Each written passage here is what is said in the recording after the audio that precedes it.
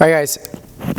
So because of my experience with these FFs, I'm getting a lot of people calling and asking like, hey, do you know of one that is for sale, or one, especially one that you've already worked on? And as a result of that, we've facilitated a couple of sales. Everyone's been happy. And this is another, so I thought we would just, extend this opportunity to YouTube viewers, mainly because the number of requests have gotten kind of hard to keep track of. So we're gonna do some documentation of some of these vehicles. I think it would be a good, even for beyond selling them, just to have some chronicles of what conditions they've been in, what work's been done, so you guys can see what the ownership experience is like. And hopefully we can get quite a catalog of vehicles, not just, Ferrari FFs up on the channel. But this is the one that we're going to be helping the seller to sell. It's a beautiful 2013 FF, really one of the cleanest. Like, you can see how just shiny this car is. It had full PPF on it. Here, if you look in the light, you can see the reflection of that line where the PPF films kind of overlap. Now you can get it covered in a solid sheet, but we did remove the PPF because it was aging. It was kind of cloudy and time to be replaced. Went ahead and removed it, polished it up. We did put new PPF on the headlights though. So those I would highly recommend. They'll help with the UV damage of the headlights. These PPFs have a UV protectant in them. The PPF didn't protect everything. There's a couple little little chips in the paint, but overall, one of the best paint finishes I've ever seen. And you already know I'm biased toward the grayscale. My bikes, my personal cars are all gray with black accents. I just like the cut and dry of the grayscale. But mostly with this car, it just looks professional. Like you could pull up in this. You don't look like the flagrant, Ferrari typical egotistical, maybe a little more business on the outside. Definitely a little more stealth at night.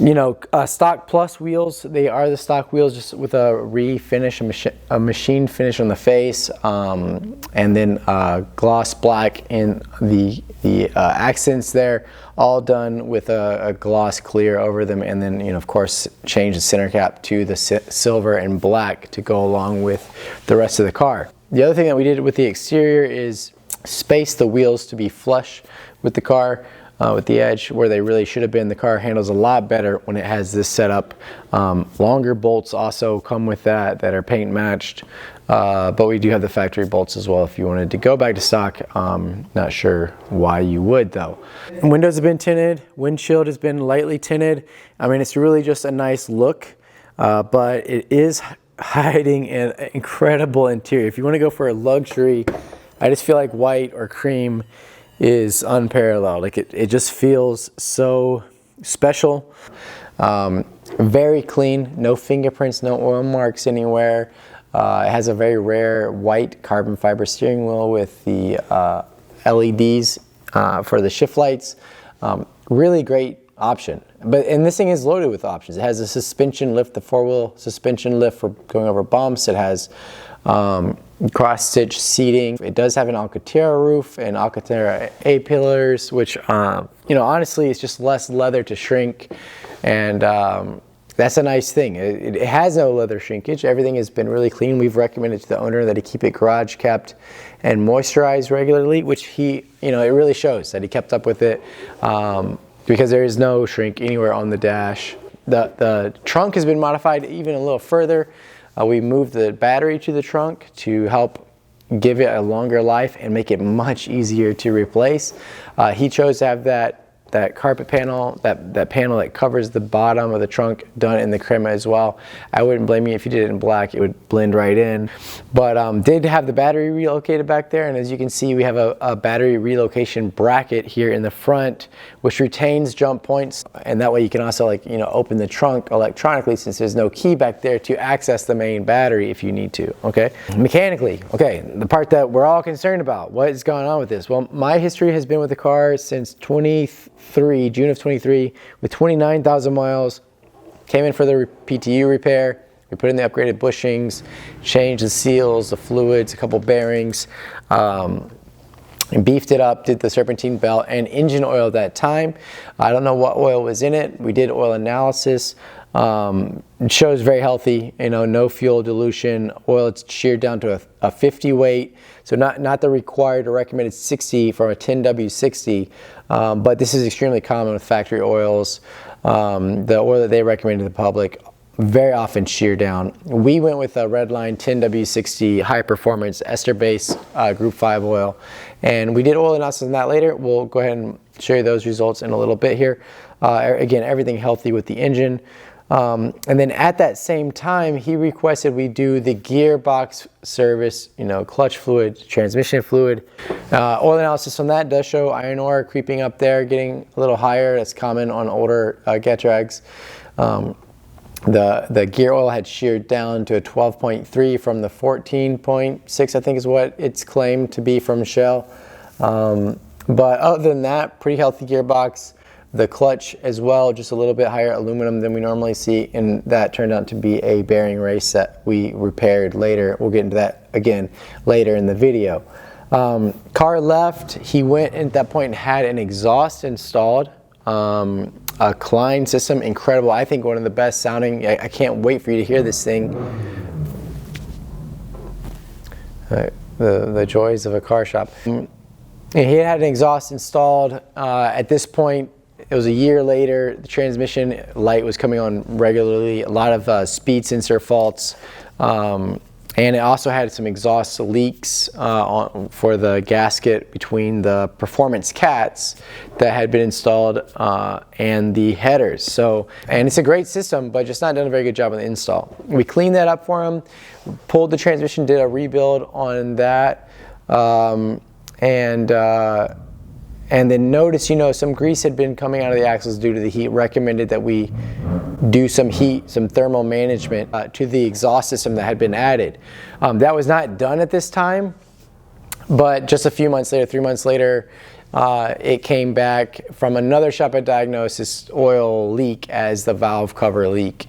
And again, a lot of heat from those cats, just kind of bringing heat up to the underside of that valve cover, and it just causes it to start to leak.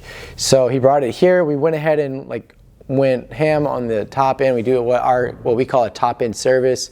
Pulled the intakes, cleaned them, cleaned the carbon on the intake valves, pulled the injectors, sent them to Torrance to get cleaned and tested, and we can show you those test results here. It really brought up. Some of them were only flowing 50%. This is really evident on cold starts and just the snap that the engine has. It's really a sharp engine. You'll see older V12s really start to get kind of sluggish on the startup when these fuel injectors are leaking or clogged. So we did that, did the timing chain tensioner gasket, the crankcase breather hose that goes across both valve cover gaskets, cleaned the carbon off of the intakes, did another oil change. Again, wear metals, fuel dilution, everything looks good on it. As far as the heat, at this point, we advise him this heat is really going to continue to cook things in the car if you don't, stop it. So at that point, he was like, go ahead, let's just do it right, whatever you recommend. All of the products we added as far as heat management were from Thermotech. We used their blankets to completely cover and seal off above the cats so that way the heat would be trapped down. And then the way that the system's supposed to work is it has these little scoops that were missing in the front engine pan that kind of direct air up under the header, and then holes near the cats where the heat is able to wash out. Those scoops were missing, so we developed some scoops for that. They are riv nutted in with some very soft aluminum riv nuts that if you scrape anything, it will pull them out. It won't damage your belly pan, and we can just replace it. They're not very expensive. That heat insulation and that scoop dropped the engine bay temps by over 20 degrees Celsius. So very large amount of decreased temperature, which will, help the longevity of all the rubber, plastic components, sensors in the engine bay, but also the performance. Immediately you're bringing intake air temperatures down, which is going to give you more dense air and a better performance. We didn't stop there though. We went ahead and put clamp-on heat shields over where the cats come up near the drive shaft tunnel, and that way the air again can keep that heat the heat will stay down where the airflow is to bring the heat out. We did the same thing with the transmission in the back. Clamp on heat shields over the parts that run under the axles and around the transmission. And then also we developed scoops to bring in fresh air over the transmission as well as fresh air up under those exhaust pipes. Which is funny because the 812, the GTC Lusso pans have those scoops molded in. So it's not like, hey, you're running risk of creating drag. We literally copied very much in a similar way what Ferrari did in later models to bring those transmission temps down, and that will cool your transmission.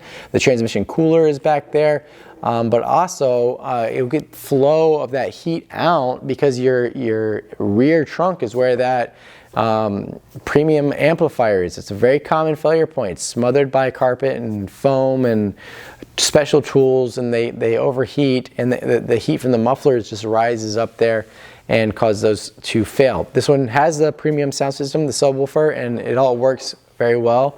And we've hopefully this will help to continue that. As far as further back with the mufflers, we did wrap the exhaust in a Thermotech copper tube. That we only added the insulation to the pipe that is when the valves are open, because the most of your exhaust heat comes at high RPM. When you're at high RPM, those exhaust valves are open, and so we insulated all that to keep that high heat in the pipes to go out the back and keep it away from the underside of that battery. And the transmission control module, the parking brake control module, and that amplifier in the trunk. And it's done a huge improvement on just overall the temperature of all the mechanical areas of the car have dropped significantly. The only other really add-on that we did was we did use the Klein push button exhaust, which is really cool because you can, if you absolutely have to do a quiet start, cold start, or drive through your neighborhood, you can force that valve closed, which even if you have the Klein controller button installed the way that Klein tells you to do it using the factory plugs to the exhaust valves, it won't mute it on that cold start. With this one, you can, if you have that button off, it's closed. Or you can, what my favorite part is, you can just leave it open even when it's idling. The factory system shuts those valves at sub 3,000 RPM regardless, and it doesn't idle and have that beautiful rumble that the engine's known for when you're idling. So that's, it gives you the dual function of being able to close it or open it regardless of what the car wants you to do. So really proud of that. Everything's running great. There are no leaks. We're going to go ahead and extend the warranty on the PTU, the valve covers, and timing solenoids, injectors, everything that we did, and the transmission for an additional year here. So from whenever it's sold for the next year, you'll be covered. And like I say, there's other things that may go wrong. We know the water pumps and the radiators do need maintenance, especially when the fluids are not changed. And hopefully it'll help you feel a little bit better. We have changed the coolant each year that it's come in, and it shows clean and clear. But regardless, we're not selling you a car that will not have maintenance. We're representing a car that we know the most common, most expensive things have been handled. So that the total amount of money spent in maintenance and the exhaust in the last year is $72,000 since June of 23 in maintenance and repair work that has been done properly. Proper heat management. The exhaust button was wired independently to its own relay that's fused. So everything's been done really well. The battery replacement that you typically see a lot of with the FFs, you shouldn't see. It has front and rear parking cameras and parking sensors. So overall, great car. I think with the peace of mind of having the warranty and the way that it drives, and the way that you just listen to this.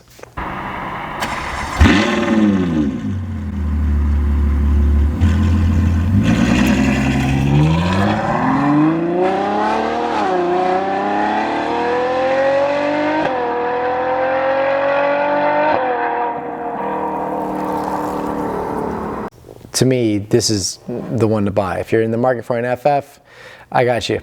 It'll be listed online. We'll go ahead and provide a link to that in the description. And as always, you can message us via text or email to info@hollywoodmechanic, or our shop number there. We're located in Ventura County, California.